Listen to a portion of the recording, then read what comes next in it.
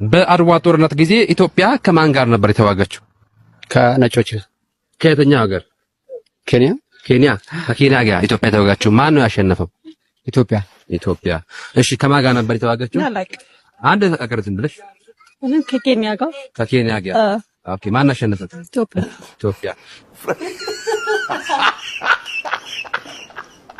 በአድዋ ጦርነት ጊዜ ኢትዮጵያ ከማን ጋር ነበር የተዋጋችው? ከግብጽ ጋር። ማን አሸነፈ? ግብጽ።